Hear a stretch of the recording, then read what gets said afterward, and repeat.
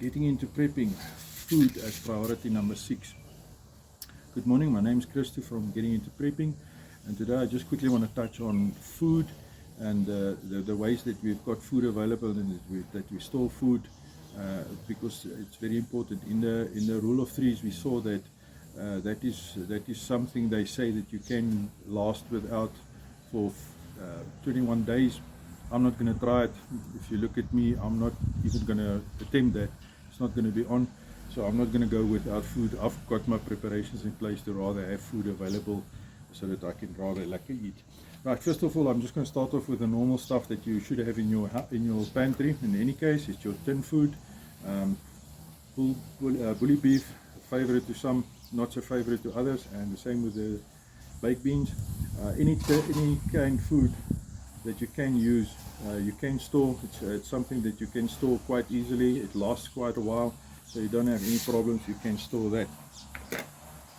The next thing I want us to look at is just like the normal spaghetti, pastas, rice, that type of thing. Once again, it's something that you can easily prepare, and you can store it quite easily in your pantry as well, and you can have quite a bit of that available, so that you can prepare food. And then you've got other stuff that we also use. We call it the boxy meat or the soya mince that you use. Utilizing this with your other foods, you can stretch it quite a bit. If you put this on a pasta, you can use it as a pasta sauce. It can stretch your food a bit, so that is something that you can utilize. Then also just the other stuff that we use is the lentils. I'm quite fond of lentils. I like my lentils quite a little bit, but that's the type of things that you can also use to store, especially for that. Then we've got this little packs that we buy. It works out about 20 Rand a meal. This is actually fit for a family of 6. It's a pre-mixed that's compiled by a company in I think it's Midrand. You can actually buy this in boxes of 30. You pay 20 Rand a meal. It works out to 20 Rand a meal, and 6 people can easily eat out of this. I've got my mother and my in-laws in on this as well. They're also utilizing it in their day-to-day preparations as well. Like I said, I've eaten quite a bit of this. Not too bad. We can live with it. Right. Then obviously you also got your frozen foods, your frozen stuff that you keep in your meats, your fish, your chicken that you keep in your fridge. That is also part of your preparations. You have to make sure that you have that available. Just a note that if you do have a power failure, to keep an eye on those type of things, because that can go bad quite easily. Alright, then I'm going to go into my bag, just to show you some of the stuff that I currently got in my bag as far as food is concerned. First of all, I'm going to start off with this little meal packs. It's a ration pack, MRE, meals ready to eat. This one is actually a spaghetti bolognese. You get them in different flavors. They stack, it's a 300 to 400 gram meal at a time, and they stack quite nice. All you need to do is you just rip them open, and like I said, they are MREs. You can eat them as they are, so it's not a problem. If you're in a situation where you need to eat quickly, you can do that. Just that. With that, I've got my spork, which is a spoon on the one side, fork on the other side, just to eat that. You also get from the same company, you can also get little trail packs. This one is a granola mixture. That's just to make your on the go food a little bit easier to eat. This one is also just a porridge, a maize meal product that you can use. You just add warm water and you've got your porridge with that. So that's the stuff that I've got.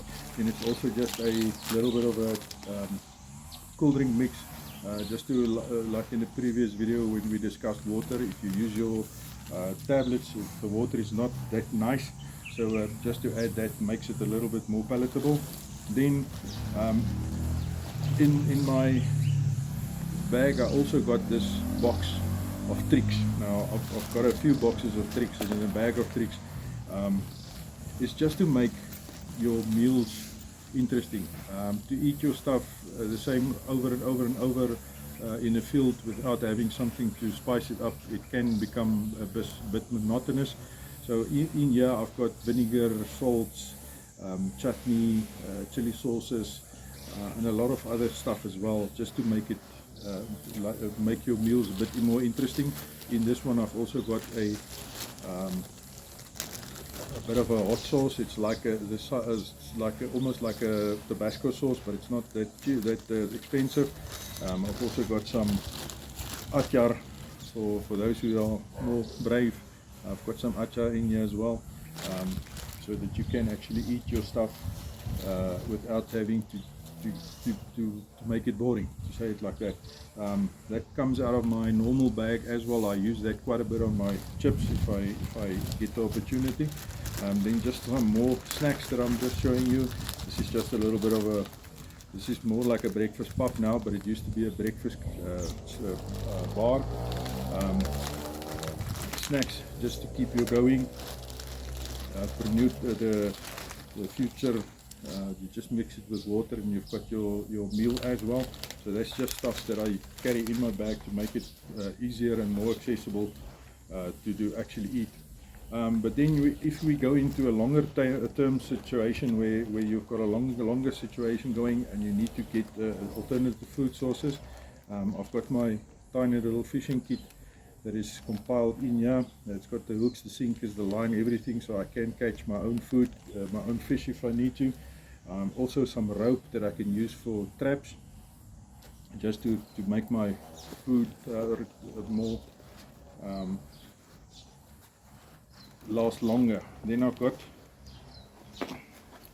some trap wire, snare wire that I've got here. It's just a little bit of thin wire that you can actually just mold into a trap or a snare, and you can catch some meals like that as well.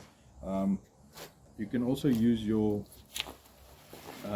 the rat traps to catch some stuff to eat. So if you really need to, you can actually get some other sources of food as well. So yeah, that's basically the stuff that I've got as far as my bag is concerned. I'm just going to show you some of the other preps that we've got that we have available at our home. Just hold on for that one. We do have a small garden for vegetables that we currently got at home. This is just our tomatoes and our spinach. We did pluck some spinach, or harvest some spinach yesterday, so that's why it's looking so scarce. We've got some carrots over there.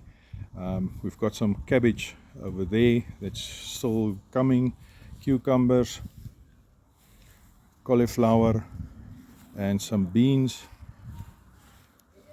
and some beetroot. So that is part of our preps as well.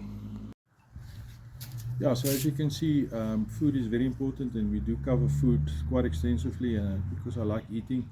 This is just the beginning of the journey as far as food is concerned. I will also later make some videos on how we prepare these things and how we utilize these things just to give you some ideas of what I'm doing. Once again, there is no wrong and right answer. The only advice that I can give you as far as the food is concerned is make sure that you do prepare, or you do stock whatever your family is eating. If you are stocking something that they're not going to eat, you're wasting your time. You're actually going to put some stress on them for having to eat something that they don't like or that they haven't eaten before. So make sure that whatever you prepare, whatever you store, is that something that they will actually then enjoy eating, so that it's just more acceptable, that in an emergency situation it becomes a comfort and not a punishment.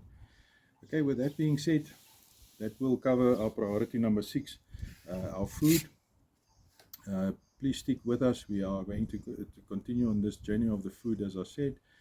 So with that, thank you for spending time, thank you for watching, and I'm looking forward to seeing you in the next video. Until then, keep on prepping.